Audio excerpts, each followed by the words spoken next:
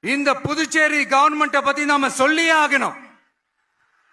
இது டெஃபினட்டா தமிழ்நாட்டில் இருக்கிற மாதிரி நம்ம திமுக கவர்மெண்ட் மாதிரி கிடையவே கிடையாது.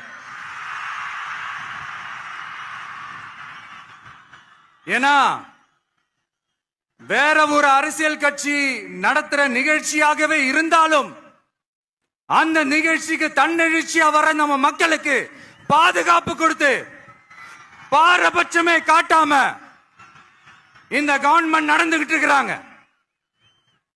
அப்படிப்பட்ட இந்த புதுச்சேரி கவர்மெண்ட்டுக்கும் நம்ம புதுச்சேரி சிஎம் சார் அவர்களுக்கும் இந்த நேரத்தில் என்னுடைய மனப்பூர்வமான நன்றிகளை தெரிவிச்சுக்கிறேன்.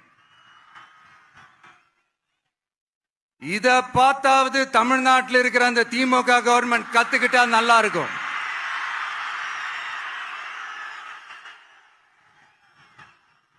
ஆனா அவங்க கத்துக்க மாட்டாங்க. பரவாயில்ல, வரப்போற எலெக்ஷன்ல 100% கத்துக்குவாங்க. அத நம்ம மக்கள் பார்த்துக்குவாங்க.